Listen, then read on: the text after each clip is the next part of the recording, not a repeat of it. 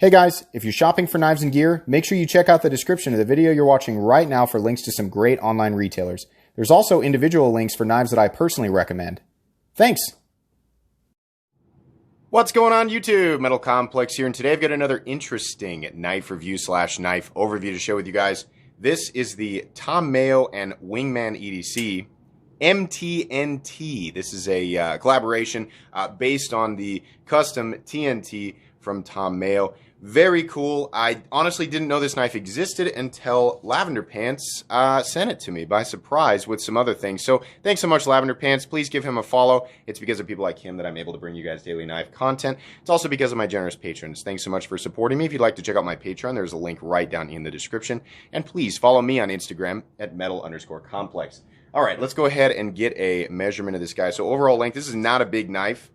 Overall length is coming in at about 6.75 inches overall. Blade length is coming in, boy, it's actually under 3 inches. If I'm measuring right from the tip, it's just barely under 3 inches. It's really close to the line though, so be really careful if that's the law in your area. Cutting edge is coming in, my measurement's 2.8 inches overall. Let's go ahead and do some size comparisons up against the Ontario Rat Model 1.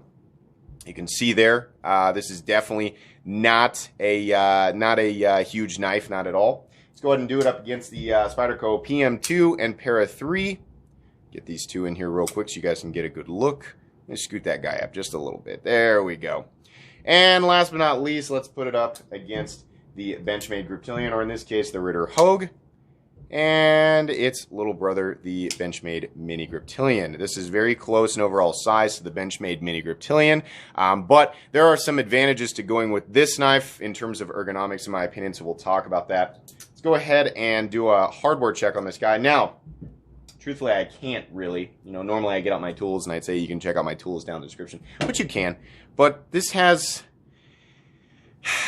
I guess we're going to call this, yeah, I mean, it's proprietary. I don't know how to get into this. I mean, there's a little teeny tiny little, I don't know if, at first I thought maybe it was a hex head in the middle, but it's not. It has this sort of fan blade pivot thing.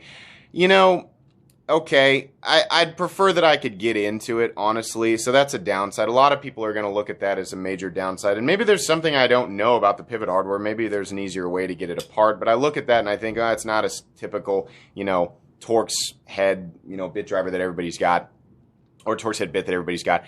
So that might rub people the wrong way. I don't care so much about proprietary hardware, but I understand, the issue that it creates for people. So it is what it is. Let's go ahead and do thickness up against the Spyderco Para 3. You can see there, this is not a thick knife, not at all. In fact, it's actually, are we still shaking around? Sorry about that.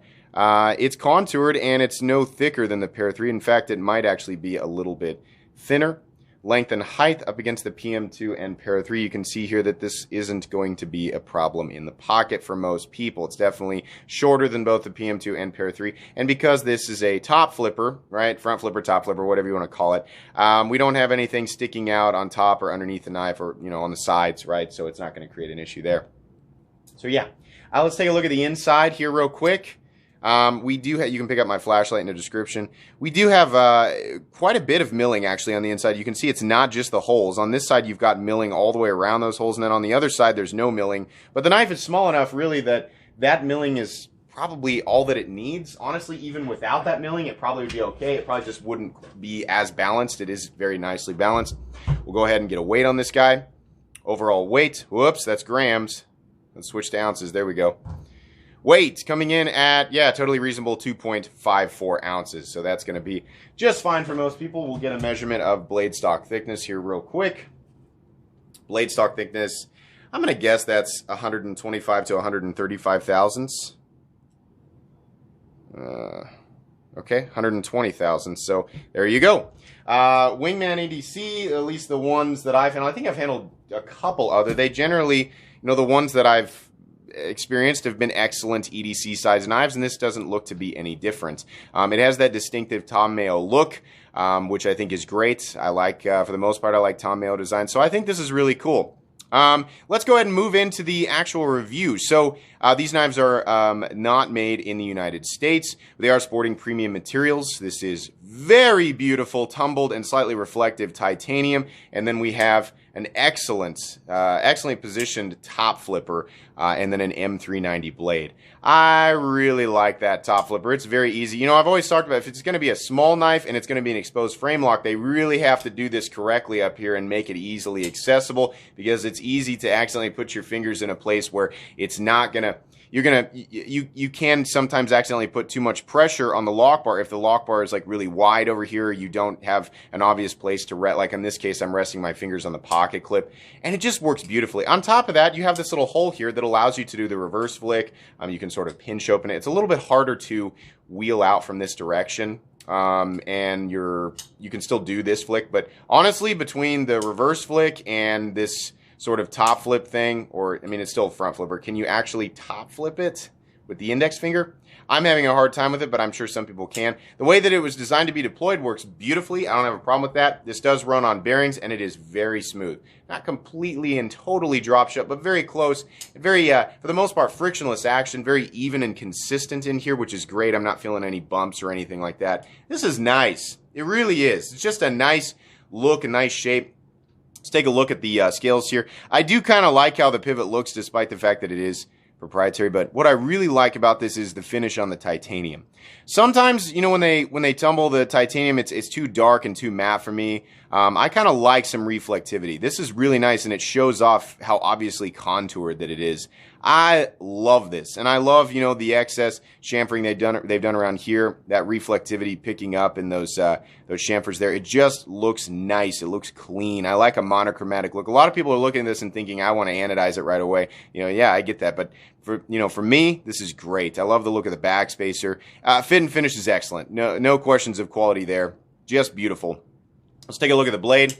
Honestly, I would have really liked for the blade to be tumbled too. I've said this a bunch. You know, the machine satin finish. Let me clean my gross fingerprints off it. Sorry. The machine satin finish, you know, I'm bored with it, but it looks nice. They did a good job with it. I don't have any complaints. You know, there doesn't look like there's any inconsistencies there. It gets a little bit sharp up here, right, where that swedge ends, but the line on the spine right here, following out to about right there, you can see where it ends. Not sharp. You know, this area is maybe where you're going to come in contact with it. It's going to bother you. It's just not a big deal. Out here, a little bit sharp, no big deal. Blade geometry is excellent. We have a simple drop point blade, not a thick spine to begin with, and it drops down to a very clean and very thin cutting edge. This is an excellent, very versatile, very straightforward blade shape for EDC. I don't know, the whole Wingman EDC thing really makes sense to me. I mean, this is obviously just designed to be a simple cutting tool that's nice, that has that premium feel, but it's a simple cutting tool you can carry on your person every day that's going to get the job done. And yeah, it's definitely going to do that. On one side, we've got the logos here. On the other side, it says M390. I think M390 is an excellent choice. Most people don't have an issue with M390. That's kind of, you know, just that's like the stamp of quality on a you know, high-end production knife these days, and it looks like it's going to continue to be that way until M398 makes its way to, you know, common space in the knife world. Yes, M398 is a real steel. Yes, it is supposed to be better than M390. We'll talk about that more, you know, if that comes to fruition down the road. But anyways, yeah, I don't have an issue with the blade. You can see there we've got a little bit of a sharpening choil. You're not going to have anything in the cutting path. And this area right here, the opening hole, has been knocked down just a little bit, so it's not going to shave your fingernails every single time that you use it. There is functional jimping back here, which I very much appreciate. Let's talk about ergonomics on this guy. Here's my issue ergonomically with the Benchmade Mini Griptilian. You're forced into a position back here. And for me, that means that my pinky is going to be slipping off the end. If I want to choke up on it, I get a little bit close to the blade. Because this area up here has been knocked down to just accept, you know, a finger position that's closer to the blade, you can make much more ergonomic use of it. You know, somebody like me who just can't stand to have just a 3-finger grip on a knife, right? That's generally why I don't carry smaller knives, because they're like that sometimes. You can actually get right up here. You can see that area is meant for your finger. Second finger here, third and fourth. Oh, very comfortable, very comfortable. And if you do want to choke back, this is also comfortable. That's great. You do have some ergonomic freedom depending on what you're doing. I like to get right up close to the blade. And where the jimping extends to, yeah, you can make use of that. This is really nice. It's very comfortable, and because of the shape of the pocket clip, I'm not feeling any spots that, bother my hand or anything like that. That's excellent. That's really good. I really like that. That's awesome. Beautiful gear pattern backspacer. It does stick up just a little bit so you can make use of that, those traction points there. And then we've got a lanyard bar, which is, I think, an excellent way to do this, so that the lanyard thing is still there for people who want to use it, right? But it's out of the way and it's not prioritized over the clip. The clip is awesome. I love that it just sort of molds into the titanium. It's nested into, I believe it's, yeah, there's got to be a lip that it's nested in there, right? And then there's going to be a screw underneath that is hidden. Can we see it in there? I don't know if we're actually going to be able to see it. It must be tucked away behind the backspacer, but that's fine. I think it looks really clean. The whole aesthetic of this is very clean. It almost looks like it's just all one piece, right? Because of the proprietary hardware, which I'll admit, yeah, I'd like to, it's simple construction. It would have been nice to just have a simple Torx head pivot to be able to get into this guy a little bit easier. I'm sure people can fashion things to get into it. And actually, you know what? Now that I'm going on and on about this, I better make sure there's not actually, oh yeah, Metal Complex's quality reviews where he doesn't look at things closely enough. I just thought to look inside of the oh my god, I'm stupid. It comes with a tool that looks like a little, a little bomb. Good lord. What are we, 11 minutes into the review? I'm sure the comment section is already filled with comments going, it comes with a tool, you idiot! Lavender Pants, I'm sorry. I just realized, maybe there's a tool inside. I should look. I've been sitting around on the couch and playing with this thing and flipping it and just looking it over and doing what I normally do when I gather my thoughts about the knife, right? And I just never thought to look underneath the stuff that was on the inside of the packaging. So this comes with a tool. Now, still though, I'm sure this is easy to use, right? It looks like this piece is for this area back here, and then this piece is for this one, right? That's great. You can get inside of it, right? I'm still gonna complain a little bit because that means if you want to adjust this, field adjust it, right, or adjust it while you're on the go, you have to have this thing with you, which is kind of, I don't know, and it does have a little deal back here where you can keep. I'm sorry, I need to focus on this. You can keep this on your keys, and it's really not that heavy. Is this titanium? Let's get a magnet here real quick. Yeah, okay, so this is made out of titanium. It's really lightweight. It doesn't weigh anything. So if you wanted to keep it on your keys, you could. It's kind of annoying to have it on you. And then again, maybe it's actually easier to keep on your person than, a Torx bit set. So I don't know. You could make an argument that this is more convenient. But if you lose this tool, right, comes off your keys, then you got to ask them for another one. And they generally don't do continuous runs of these. Wingman EDC knives, they do a few, and then if there's demand, maybe they bring them. I don't know exactly how that works, but it has a tool. You can get into it, but you are completely and totally dependent on that tool existing permanently in your life if you want to continuously take it apart. So look at it how you will. Some people are going to think that's a bonus. Some people are going to think that's a flaw. Whatever. It is what it is, right? Anyways, God, I get so hung up on the details of the knife, I forget to look for stuff like that. The pocket clip is also contoured and titanium. It also doesn't have any sharp points, and we have a continuous rise down here, which is fantastic. That means it's going to rise to fit the pocket seam of most pants. Honestly, whether you're wearing slacks, athletic shorts, you're wearing jeans, we have a smooth contoured titanium surface. We've got a pocket clip that allows it to carry fairly deep, and we've got a fairly thin profile, compact, profile.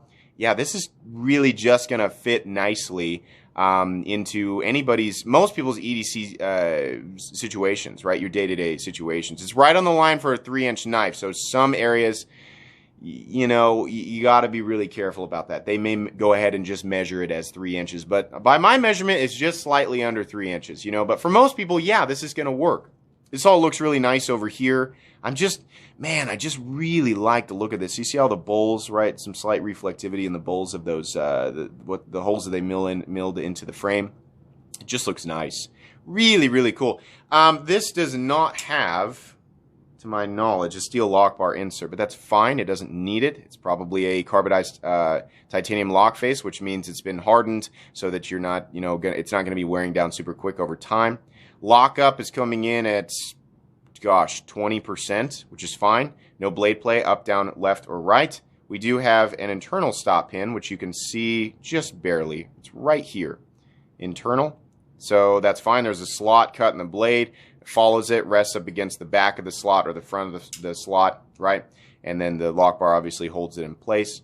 And then we have perfect centering, which is excellent. Man, this is great. This is very good. What does this knife come in at? $280. M390 titanium. What do I think overall? Well, nitpicks that I can give it, honestly, the proprietary hardware thing and needing to have this little tool that it comes with on your person all the time if you want to adjust it right in the middle of the day. You don't have to. You can leave it at home and adjust it at the end of the day if you want to, right? That's kind of a, yeah, okay, all right. You know, you gave us the tool. All right. Sorry I missed that at the beginning. If the people from Wingman or Tom Mayo watch this, they're going to be like, okay, this guy's stupid. But, yeah, okay, that's my one gripe, I guess. Truthfully, everything else, I mean, personally, I would have liked to see a tumbled finish. I think that would have looked really nice. But a lot of people are going to disagree with me and say, no, I actually like the contrast between the tumbling and satin. This is really good. This is really, really good. Do I think it's worth $280? Yeah, all day, definitely. The action, the quality of the action's there. I mean, the fit and finish is there. The design is obviously well thought out, very beautiful. This is absolutely something that I would throw in my pocket and use day to day. And I think it's going to work perfectly well for a lot of people. In fact, I think most people who have, you know, if you're used to spending money in this price range and you kind of know what to expect, I think most people are going to make good use of this, right? If you like how if you don't like how it looks, then that's, you know, that's its own thing. But if you like how this looks, yeah, this is great. Unfortunately, I don't think these are super readily available right now. You can check them out, the original listing on the Wingman EDC website. There were a few other retailers that had these listed. I don't think any of the retailers that I use in my description actually had these, but you can find them periodically. I think there might be a few floating around out there. I think if you're going to pick one of these up on the secondary market, it's probably not one of those that's going to command an insane price. So if you have an opportunity on the secondary market, you know, to grab one for a reasonable price, yeah, go for it. I think you're going to be really happy with this. I'm really glad that Lavender decided to just go ahead and send this to me. Normally I tell people to don't do that because it costs more money to ship them. When I ship them back, these knives will go back, right? This knife and everything else he sent me will go back to him when I'm done. And it costs me more in shipping to do that. But on rare occasions, people do send me some things by surprise that I end up really liking. So thank you very much again at Lavender Pants. Be sure to follow him on Instagram. And also be sure to follow me on Instagram at metal_complex. Guys, this is going to be pretty much it today. If you enjoyed this video, please leave a like. If you'd like to check out my other content, I do, of course, have lots of videos of knives that are either expensive or inexpensive that I do or don't like, so check those out. And if you enjoy all my content, go ahead and click on that Metal Complex logo right there and subscribe because there's definitely more coming. Thanks again for watching, everybody, and have a great day.